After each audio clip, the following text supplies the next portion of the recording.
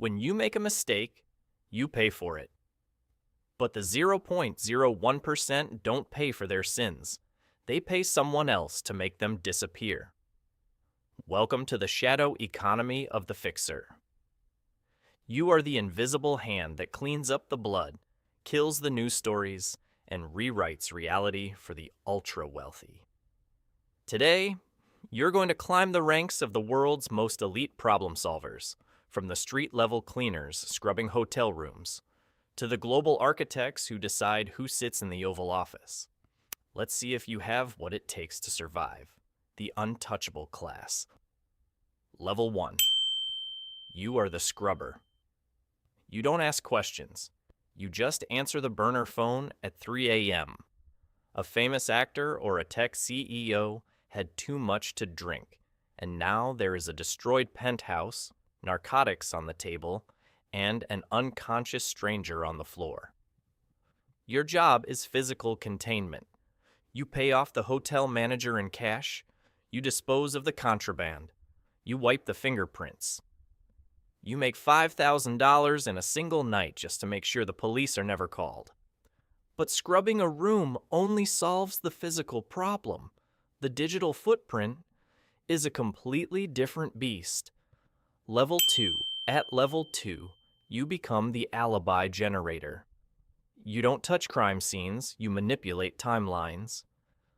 A high-profile politician is caught in a scandal, and they need to prove they were somewhere else. You create a flawless, retroactive reality. You hack hotel databases to plant fake check-ins. You pay private jet pilots to falsify flight logs. You generate a trail of credit card receipts proving your client was at a charity gala in Geneva, not a private yacht in international waters. You are rewriting history for $20,000 a job, but eventually, a journalist is going to catch on. Level 3. The Story Killer. A major publication is about to run a career-ending expose on your billionaire client.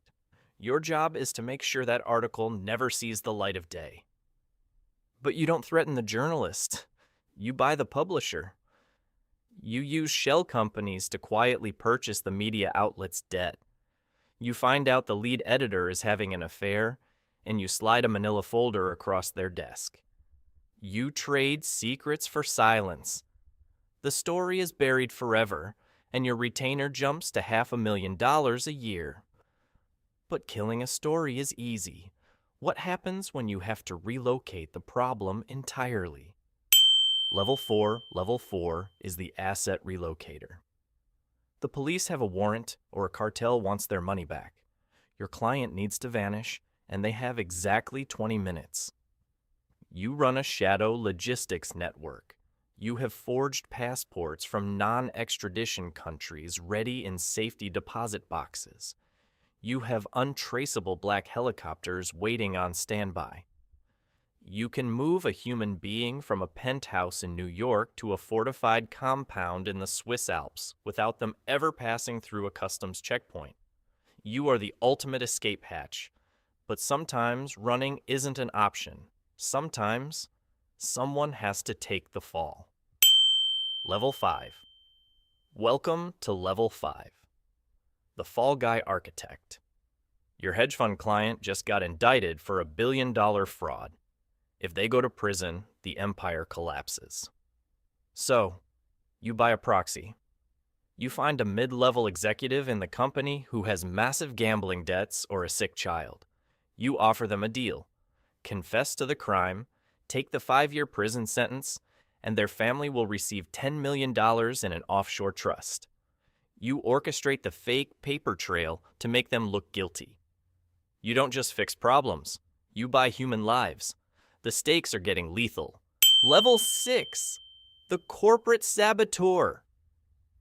You aren't just protecting your clients anymore. You are destroying their rivals. Your client wants to acquire a competitor, but the rival CEO refuses to sell. You don't negotiate, you dig. You hire private intelligence firms to hack the rival's medical records. You find out they are hiding a terminal illness from their shareholders. You leak the documents to the financial press. The rival company's stock tanks by 40% in a single afternoon. Your client buys the company for pennies on the dollar, and you take a $3 million cut. But corporate warfare is small compared to the laws of the land. Level 7 is the legislation broker. Why break the law when you can simply buy it? Your client's chemical company is about to be shut down by the EPA. Instead of fighting it in court, you go to the politicians who write the environmental laws.